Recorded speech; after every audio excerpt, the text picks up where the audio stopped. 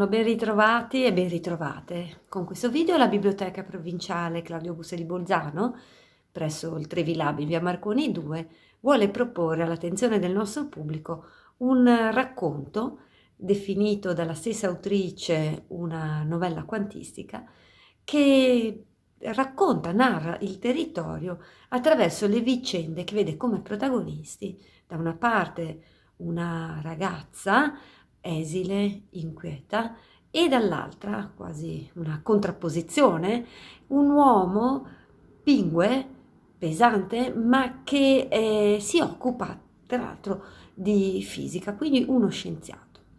La narrazione di questi due protagonisti, le loro vicende, si svolgono parallelamente, ma a un certo punto anche si intersecano in maniera inattesa. Sullo sfondo, nel mezzo e nell'intercalare di questa narrazione c'è l'Alto Adige, c'è questo territorio con le sue vicende, con le sue caratteristiche, ma soprattutto anche con gli episodi che la recente cronaca lo hanno così visto emergere e messo in evidenza. La varia umanità, tra virgolette, che si avvicenda nelle storie dei due protagonisti, viene anche descritta in maniera impeccabile e molto realisticamente dalla nostra scrittrice e autrice Monica Trettel, che conosciamo, molto nota in quanto attrice, regista e attiva nell'ambito teatrale ed artistico sul nostro territorio e non solo, da numerosi anni.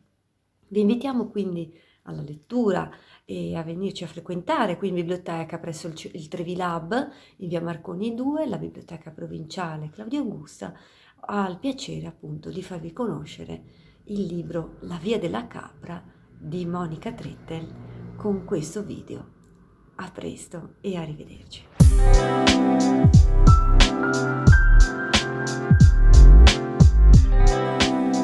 Sono Monica Trettel e questo è il mio La via della capra. La quarta di copertina recita così: nella piazza centrale di un piccolo capoluogo di provincia si incrociano le storie di due personaggi singolari. Uno scienziato dalla fisicità esplosiva e un'insaziabile curiosità per indagare l'inimmaginato e il vuoto, e una ragazza dallo sguardo sconcertante e una misteriosa comprensione delle cose. In realtà, oltre a questi, ce ne sono molti altri. Io la definisco una novella quantistica.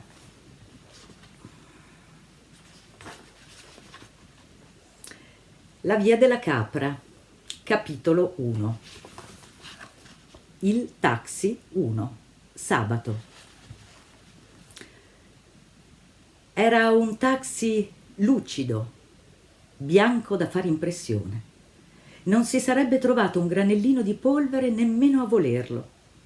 L'autista era un uomo molto alto, a giudicare dallo spazio che occupava nell'abitacolo. Portava una specie di basco verde, assolutamente inadatto al suo ruolo, pensò la ragazza che in quel momento occupava il sedile posteriore. Aveva mani piccole e ben disegnate, con la carnagione leggermente olivastra o abbronzata, avrebbe commentato il taxista se ne avesse avuto la possibilità. Le aveva dato un'occhiata dallo specchietto retrovisore, ma aveva incontrato immediatamente il suo sguardo. Occhi scurissimi e fermi. Quando le aveva chiesto dove volesse andare, aveva notato solo la voce, sorprendentemente bassa per una ragazza così minuta. Era appena salita davanti alla stazione, aveva chiesto di essere portata a 20 chilometri dalla città. Erano le 22:22 e gli autobus prestavano ancora servizio. La ragazza aveva però preso un taxi.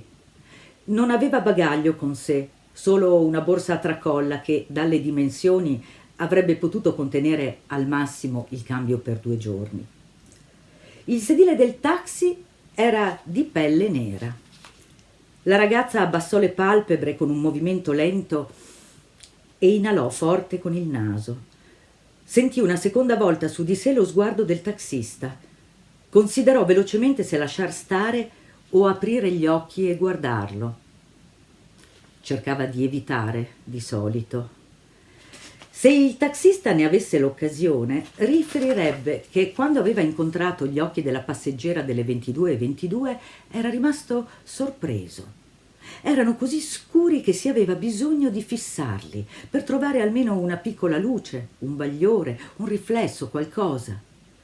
Naturalmente il taxista non si sarebbe espresso con così tante parole, né avrebbe avuto la possibilità di fissare quegli occhi quando le gettò un'occhiata furtiva. La risposta di quello sguardo fu rapidissima come un fendente e non aveva certamente avuto modo di guardarla così a lungo da capire questa storia della luce. La seconda volta la ragazza aveva gli occhi chiusi e stava inalando l'aria all'interno dell'abitacolo, così naturalmente non ne aveva avuto l'occasione. Ma se gli si fosse presentata la possibilità di dire 2 parole a riguardo, avrebbe certamente riferito che il comportamento della passeggera appariva perlomeno bizzarro. Per mestiere incontrava ogni genere di persona e non era il tipo da sorprendersi facilmente. Aveva assistito ad ogni genere di scena, direbbe, se interrogato sul suo mestiere. Vantava una lunga esperienza e ne aveva viste di tutti i colori. Litigi tra fidanzati, telefonate d'affari, d'amore, tra amiche, vecchie signore in pelliccia con il cagnolino sotto braccio, professionisti che prendevano il taxi per schiacciare un pisolino, turisti, stranieri. Una volta una coppia aveva persino consumato un amplesso, senza che lui fosse riuscito peraltro a interromperli. E quello era un episodio che non ricordava volentieri, perché in quell'occasione non aveva saputo come comportarsi. Aveva anche subito un tentativo di rapina. A dirla tutta era proprio stato rapinato, perché il tizio che lo aveva minacciato con il coltello si era preso l'incasso della mattinata. Non ricordava volentieri nemmeno quell'esperienza, perché per la prima volta aveva pensato che la città non era più un luogo sicuro, se c'era gente che girava con i coltelli già di mattina, e aveva incominciato a provare una leggera inquietudine quando faceva salire un essere umano di genere maschile. Con le donne non gli succedeva, ma una volta non era riuscito a raggiungere in tempo l'ospedale dove stava accompagnando una partoriente. Era un bel maschietto, o forse una femminuccia. Com'è che se l'era scordato? Eppure era stata una nottata da brivido. Aveva corso lungo l'autostrada come un pazzo, finché era stato costretto a fermarsi a un autogrill perché la passeggera strillava. E lui non era abituato a guidare con tutto quel baccano, e comunque il suo codice morale prevedeva l'assistenza alle partorienti. Non in modo ufficiale, si intende, ma in quell'occasione si era fermato, era sceso per prendere dell'acqua e quando era tornato la signora aveva già fatto. Aveva chiamato un'ambulanza che li venisse a prendere per piacere, perché io non sono un'ostetrica, aveva abbaiato al centralino. Naturalmente un taxi va pulito ogni giorno, con tutta la gente che ci passa. In genere passava uno straccio a fine giornata o la mattina prima di incominciare il servizio, oppure in una pausa tra un cliente e l'altro. Il taxista teneva all'igiene e il suo taxi brillava orgoglioso. Nel caso della signora che aveva partorito era stato necessario smontare completamente i sedili per lavarli come si deve. Comunque, ribadirebbe il taxista, la ragazza era proprio strana. Se ne stava seduta con i palmi appoggiati sul sedile e gli occhi chiusi. Sembrava concentrata su qualcosa. La vera pelle è porosa come una spugna, assorbe tutto. Poco fa deve essersi seduta una persona di grossa taglia, un uomo sovrappeso, ha persino lasciato la sua impronta. Se non smette di guardarmi sarò costretta ad aprire gli occhi. L'uomo smise di fissarla. Una femminuccia. Doveva essere una bambina, quella nata su questo sedile. Probabilmente non se lo ricorda nemmeno. Tra tutta la gente caricata nel corso della sua lunga carriera, la passeggera delle 22:22 era la più bizzarra. Avvertiva la sua presenza alle spalle come una minaccia. Si era accorto di sentirsi a disagio. Per fortuna la ragazza guardava fuori dal finestrino, perché ogni volta che aveva girato la testa e il suo sguardo lo aveva sfiorato, aveva sentito un brivido. Generalmente delle donne, come detto, non aveva paura. Controllava solo che non fossero in avanzato stato di gravidanza, perché da quella notte non si era più sentito tranquillo quando una donna incinta saliva da sola sul suo taxi. La passeggera delle 22:22 non sembrava in avanzato stato di gravidanza, ma invece di sentirsi rassicurato, si scoprì nervoso senza motivo. Era alto 1,89 m, pesava 92 kg e in gioventù aveva giocato a hockey. Aveva un fisico ancora forte nonostante avesse superato la cinquantina e 2 volte alla settimana andava in palestra. Non aveva nulla da temere. In caso di pericolo avrebbe facilmente sopraffatto chiunque, a patto, naturalmente, che non fosse armato di coltello. Da quella volta della rapina aveva preso l'abitudine di osservare attentamente i passeggeri e il tipo di bagaglio. Apriva con noncuranza la portiera e accennava il gesto di prendere, oltre alle valigie, anche le borse piccole, le 24 ore, gli zaini. Con le borsette femminili faceva un'eccezione perché era impossibile separarle dalle proprietarie. La passeggera delle 22:22 non era incinta. Non poteva naturalmente esserne certo, ma non era in procinto di partorire. La sua borsa avrebbe potuto contenere sia pistole che coltelli, ma la sua esperienza gli suggeriva che quella fosse un'eventualità piuttosto remota. Avrebbe potuto avere con sé una bomboletta a spray, di quelle che le donne usano in caso di aggressione, ma il suo fiuto gli suggeriva che quella ragazza non aveva cattive intenzioni. Ciononostante, gli rimaneva addosso la sensazione di essere sotto il tiro di un cecchino. Cercava di tenere le mani bene in vista sul volante e quando aveva avuto bisogno di soffiarsi il naso le aveva chiesto istintivamente il permesso. Lei aveva annuito, continuando a guardare fuori dal finestrino. Erano usciti dalla città e le luci si stavano diradando. Il traffico era limitato alle poche automobili che ogni tanto incrociavano la loro strada. Era primavera. I fiori bianchi dei ciliegi apparivano all'improvviso, come spettri, lungo la strada che costeggiava il fiume. La passeggera aveva chiesto di essere lasciata in un piccolo paese in cima ad una collina. All'incrocio dove la strada voltava a destra c'era un posto di blocco. Il taxista non vi fece caso. Era raro che le volanti fermassero i taxi, ma si accorse che la ragazza aveva cambiato posizione, accomodandosi meglio sul sedile. «È un normale posto di blocco», le disse. «Oggi è sabato, inizia il fine settimana. In questa zona produciamo ottimo vino e da qualche tempo anche birra.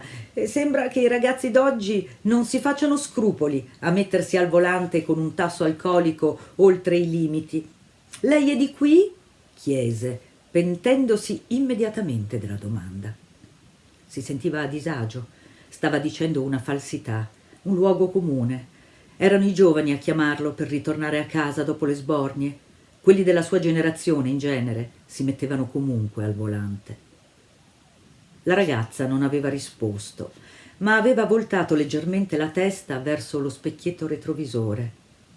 L'uomo aveva pensato bene di abbassare lo sguardo per non trovarsi i suoi occhi puntati contro. Non capiva perché, ma il primo gli era stato sufficiente. Sperava che avesse dimenticato la domanda. «C'è stata una rapina», disse la ragazza con voce piatta e annoiata. L'uomo avrebbe voluto inchiodare il taxi, voltarsi e chiederle come diavolo poteva saperlo. Non lo fece naturalmente, ma frenò per accostarsi al lato della strada. La pattuglia gli aveva intimato di fermarsi. Non gli era mai successa una cosa simile in tanti anni di carriera. Gli agenti erano almeno 4 e quando aprì il portaoggetti per prendere i documenti sentì lo sguardo della ragazza scandagliarne il contenuto.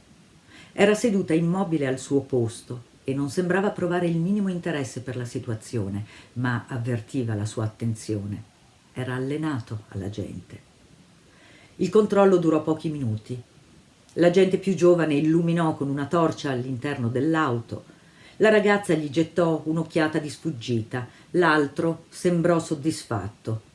Solo un controllo di routine, disse, restituendo i documenti con la mitraglietta spianata al collo. La passeggera delle 22:22 aveva chiesto di essere lasciata prima del centro abitato.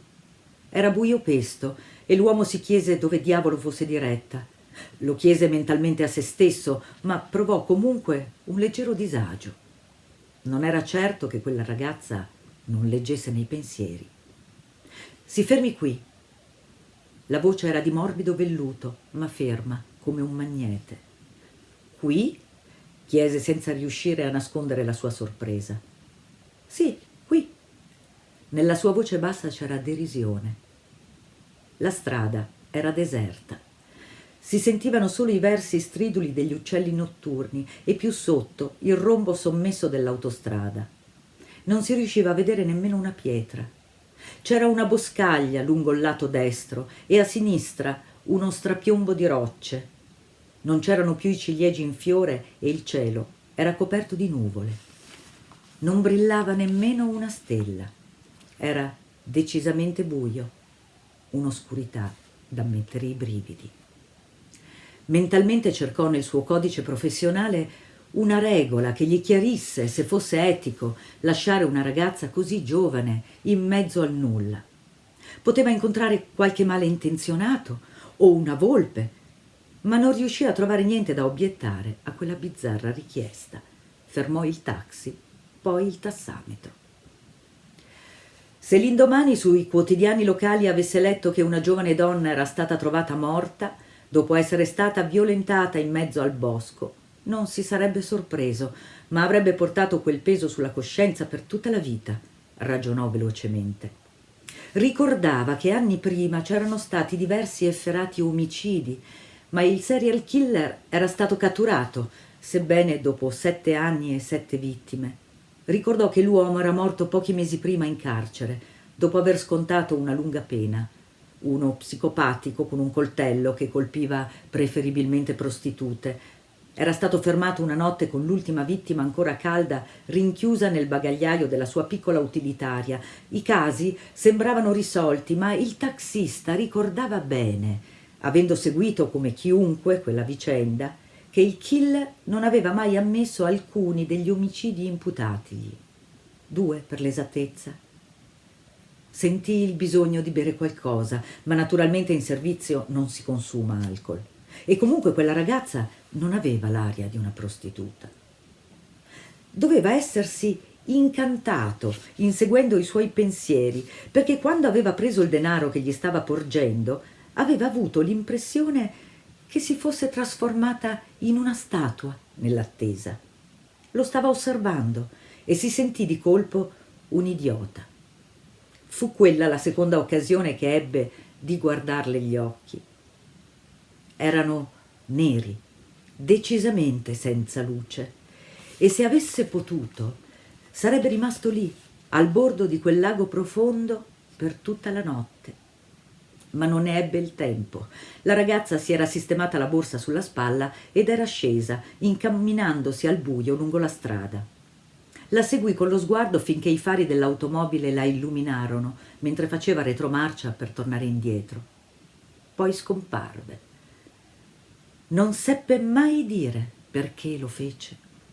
Contraddicendo ad una regola ferrea che aveva applicato per tutta la sua lunga carriera, si era fermato appena dietro la curva, aveva spento il motore ed era rimasto lì, seduto in macchina, senza però sapere esattamente cosa fare. Aveva aperto il portaoggetti, aveva preso una sigaretta da un pacchetto ancora chiuso e senza accenderla era uscito dall'auto. L'aria fresca lo aveva investito assieme al buio e al silenzio della notte. Non si sentiva nessun rumore.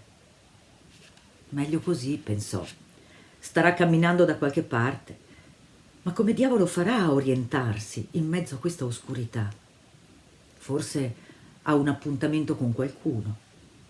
Ma non passava nessuno e per quanto tendesse l'orecchio non sembravano esserci automobili lì attorno. si accorse di essere sinceramente preoccupato per quella strana ragazza, una sconosciuta. Rimise la sigaretta nel pacchetto, gettò un'occhiata dietro la curva dove l'aveva vista scomparire e rimase di stucco. C'era un'ombra ferma in mezzo alla strada. Più che un'ombra era una presenza concreta che lo stava osservando. Non capì il perché dal momento che il buio era assoluto, ma fu certo di essere sotto il tiro di uno sguardo. Sentì un brivido corrergli lungo la schiena. «Ha qualche problema?» La riconobbe subito. Sembrava velluto, morbido velluto nero, ma non per questo rassicurante. Non riuscì a rispondere. Il respiro sembrava non raggiungere il diaframma e la bocca si era bloccata, aperta a metà dalla sorpresa. Avrebbe voluto formulare una scusa qualunque, ma la lingua gli si era inceppata da qualche parte. Anzi, in quel momento al taxista sembrò proprio di non averla la lingua e nemmeno le corde vocali. Si sentiva come un flauto senza flautista o un pianoforte senza pianista. Riuscì solo a togliersi il basco verde e passarsi una mano tra i capelli. Gli sembrò che i suoi gesti fossero quelli di un altro e di muoversi a rallentatore, come sotto l'effetto di un farmaco. In quel momento un angolo di cielo si liberò da una nuvola, creando un varco sufficiente per far passare il bagliore di una stella o della luna. Fu così che la vide. La passeggera delle 22:22 stava ferma, immobile in mezzo alla strada. Lo stava fissando. Nonostante il buio e la distanza che li separava, non aveva alcun dubbio di essere sotto lo sguardo letale di un cecchino. Non mi piace essere seguita. L'ho pagata, giusto? Le ho chiesto di lasciarmi qui. Ha qualche problema? Non sarò uccisa né violentata se è questo che la preoccupa. Perché non torna a casa? Ce l'ha una casa? O vive nel suo taxi? No, non credo. Sembra una persona per bene. Se ne vada. Capisce ciò che le sto dicendo? L'uomo aveva ancora il basco in mano e la bocca spalancata. Fece di sì con la testa, ma non fu sicuro che quella avesse ubbidito. Salì però in macchina, si rimise il basco e accese il motore. Nonostante fosse un'automobile in perfetto stato, controllata e lucidata sino all'ultimo fusibile, sembrò sotto l'effetto dello stesso narcotico e si avviò solo dopo un paio di tentativi. Ingranò la marcia e partì quasi sgommando, senza guardarsi indietro. Gli era venuta una paura pazzesca, mai provata prima, nemmeno durante la rapina con il coltello.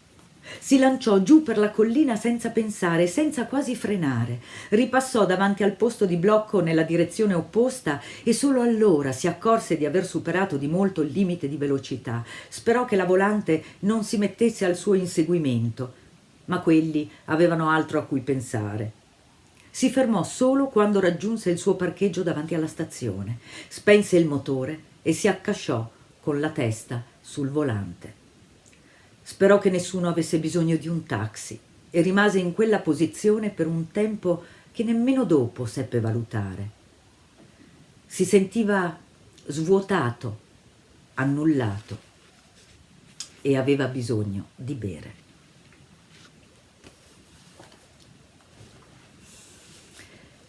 Il fisico e la sedia 1.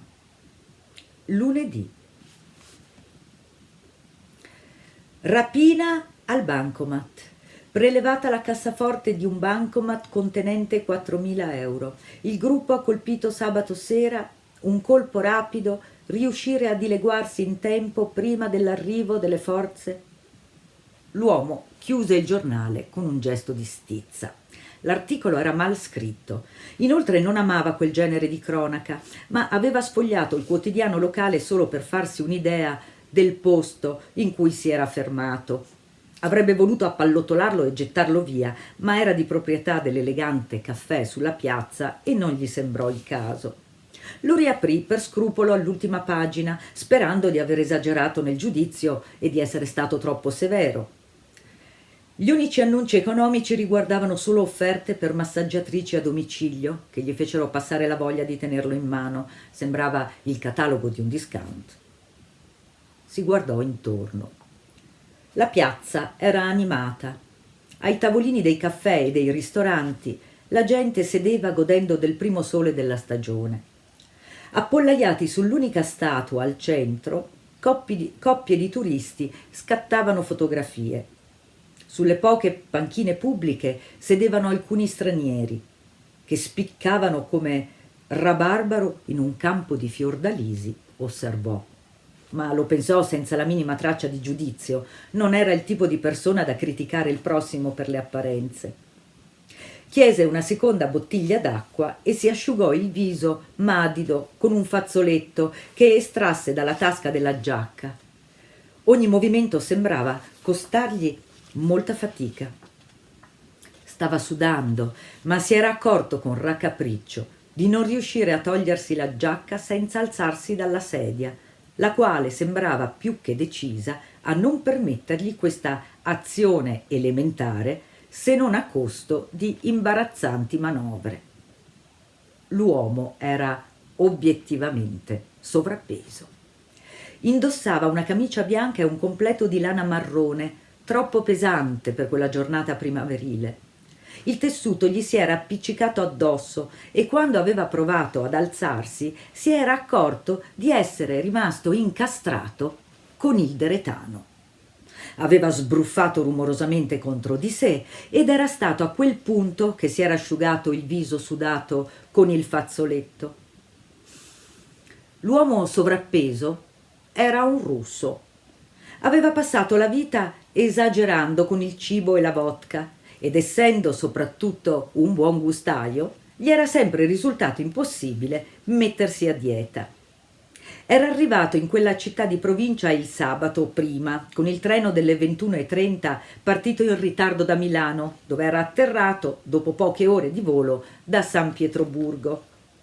L'uomo veniva da Togliatti, probabilmente l'unica città al mondo a portare il nome di un leader comunista italiano, precisava sempre quando incontrava l'interesse di qualcuno. La città di Togliatti fu chiamata così nell'agosto del 1964 in onore di Palmiro Togliatti, scomparso una settimana prima, raccontava. Molti anni dopo una tremenda inondazione la rase al suolo e fu necessario ricostruirla da capo. Qualcuno suggerì che per quella città nuova di zecca fosse necessario anche un nuovo nome e con un referendum fu chiesto alla popolazione se non fosse il caso di ripristinare quello originale. Gli abitanti però si espressero con un deciso «non se ne parla» e così Togliatti è rimasta Togliatti, concludeva soddisfatto. Era sceso alla stazione e aveva fatto cenno a un taxi di fermarsi. Il suo albergo si trovava a 100 metri, ma la sua mole non gli consentiva di percorrere quel breve tratto di strada. Era una vettura bianca, lucidissima, con i sedili in pelle nera, guidata da un curioso personaggio che indossava un basco verde. Assolutamente inadatto alla sua professione, avrebbe raccontato in seguito.